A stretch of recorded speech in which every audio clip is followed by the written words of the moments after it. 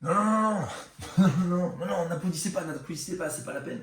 Non, non, non, moi je suis le papa du jeune homme qui doit monter sur scène. Hein. Il m'a juste demandé de venir meubler 2 minutes, le temps pour lui de passer aux toilettes. Alors, je sais, ça fait 3 heures qu'il est là, mais d'ici d'y aller maintenant, le stress sans doute. En tout cas, ne vous inquiétez pas, il m'a laissé des consignes, il m'a dit, tu verras, c'est pas dur, tu les apostrophes de manière imagée, et tu leur livres une expérience intéressante et intime qui t'est arrivée. Enfin, il ne l'a pas formulé comme ça, hein. Il ne connaît pas le verbe apostropher. Textuellement, il m'a écrit, tu gères pendant que je yèche. Du coup, j'ai un peu traduit à ma façon. Une expérience intéressante, ah, il marrant lui. C'est-à-dire que moi, dans ma vie d'homme blanc, bientôt 50 ans, hétéro de droite, une expérience intéressante, ça n'existe pas. Hein, c'est une sorte de quatrième dimension. Et alors, si en plus d'être intéressante, l'expérience en question doit être intime et récente, ça devient très compliqué. Le mieux que je puisse partager avec vous ce soir, c'est qu'hier matin, pour la première fois, je me suis pris un doigt dans le cul. Alors, je ne sais pas si on peut considérer ça comme une expérience intéressante, mais vous conviendrez que niveau intimité, globalement, on est plutôt pas mal.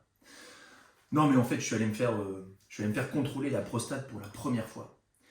Et le médecin, il m'a fait un toucher rectal de bâtard. Franchement, j'ai tellement aimé que l'espace d'un instant, j'ai cru que j'étais devenu gay. Ah ben, attendez, ça vous change un homme, hein. Moi, j'ai pas de conseil particulier à donner, mais je pense que la cause LGBT gagnerait à ce que certains connards homophobes se fassent contrôler un peu plus régulièrement la prostate, tu vois. Le doigt dans le cul, ça élargit l'ouverture d'esprit et ça incite à un peu plus de tolérance, croyez-moi. Après, comment c'est possible qu'au XXIe siècle, où on est capable de faire atterrir des fusées, d'avoir des ordinateurs quantiques, l'IA, tout ça, la seule solution pour contrôler ta prostate, ce soit... Je me demande parfois si le corps médical ne se fout pas un peu de notre gueule quand même. Oh, attendez, faut pas que j'oublie de vous apostropher de manière imagée. Ok, qui dans la salle s'est déjà pris un doigt dans le cul? Voilà. Vous voulez de l'apostrophe, il a de l'apostrophe. Hein. Ok, non, non, non, attendez. Alors, seulement les garçons et uniquement pour raison médicale. Hein. Sinon, vous pouvez baisser. Attends, sérieux. Attends, tu t'es retourné là? Non, parce que tu crois vraiment qu'il y a des gens qui vont lever la main sur ce genre de questions? Non, non, parce que personne n'a bougé. Hein. C'est uniquement pour les besoins du spectacle. Hein. Ouais. C'est quoi ton prénom? Vanessa?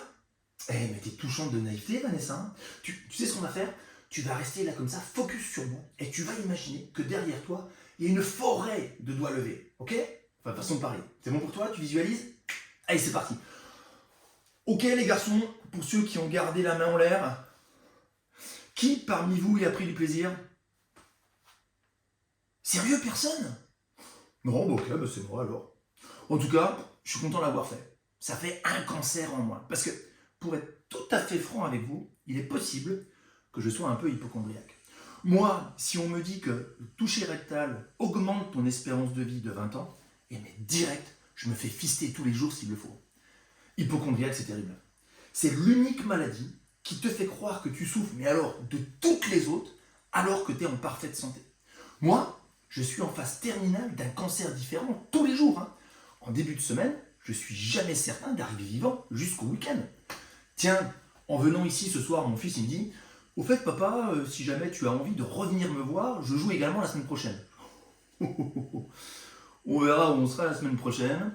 Et en même temps, je vais te dire, même en pleine santé, je ne suis pas certain de vouloir revenir faire le guignol sur scène alors que monsieur est enfermé aux toilettes avec son téléphone. Ce mec passe sa vie au shot avec son portable. Comme tous les garçons de 15-20 ans, vous me direz, hein. Tiens, vous, ouais, les deux là-bas. Ouais, c'est quoi vos prénoms? Brandon et Jean-Marie. Eh ben, bienvenue, Brandon et Jean-Marie. Eh les mecs, faut peut-être arrêter de nous prendre pour des cons. Humainement, on ne peut pas chier autant de fois par jour. C'est pas possible. Vous êtes pas des canards, hein? Alors, à votre avis, les autres, qu'est-ce qu'ils font enfermés dans les toilettes, là, Brandon et Jean-Marie avec leur téléphone? Un peu de Brawl Stars, un peu d'Insta, un peu de TikTok, ouais. Mais sinon, on va pas se mentir, hein. Et YouPorn explose en bourse en vidant les leurs, hein. Et ça en fait, hein, des quantités de foutre. Hein. Moi, j'ai fait le calcul. Hein. Une éjaculation moyenne, c'est l'équivalent de 4 millilitres. Pour que vous ayez bien l'image, ça correspond à une bonne cuillère à café. Et ça peut monter jusqu'à 15 millilitres pour la giclette des grands soirs. Si on part maintenant sur un profil de branleur type assidu, comme nos deux amis là-bas, 5 pignoles par jour, ramené sur une semaine, ça fait quand même 220 millilitres, soit plus de 9 litres par an. 18 bouteilles comme celle-ci, 6 bouteilles d'1,5 litre, un pack d'eau, mais un pack d'eau de foutre. Et ça, pour une seule personne. Et ils sont des millions comme eux. C'est énorme. Faut imaginer. Ces cataractes de sperme, ces torrents déferlants, ces tsunamis de liquide séminal, ça dépasse l'entendement humain. Putain, j'ai l'image maintenant. Bon, je m'égare. Qu'est-ce que je disais, moi? Ah oui, hypochondriaque. Ah bah nous, hypochondriaque, nous, ce qui nous excite, c'est Doctolib. Ah bah Doctolib, c'est notre YouPorn à nous, là. Toutes ces blouses blanches, ces spécialités, là. Cette orgie de créneaux disponibles. Je consulte tous les jours, hein. Dermato, dentiste, cardio, gynéco. Ouais, alors, gynéco, j'en suis pas fier. D'autant plus que, si ça se trouve, je prenais sans doute la place d'une femme qui en avait vraiment besoin. Mais bon, le rendez-vous, il était pris, quoi. Hein. Autant y aller, hein. Parce que c'est ça qui est dingue avec l'hypochondrie, c'est que plus la maladie te paraît improbable, plus tu es persuadé de l'avoir. En tout cas, mesdames, j'espère que votre gynéco est un peu plus à l'écoute que le mien, parce que je peux pas dire qu'il ait été super compréhensif. Pas prêt de lui mettre 5 étoiles sur Google à cet enculé. Il m'a même pas laissé le temps de m'installer. J'ai pas pu mettre les pieds dans les étriers. Moi qui m'en faisais une joie. Je m'étais tout épilé, j'avais mis les beaux sous-vêtements, la dentelle du dimanche, tu sais, celle qui gratte un petit peu, comme ça.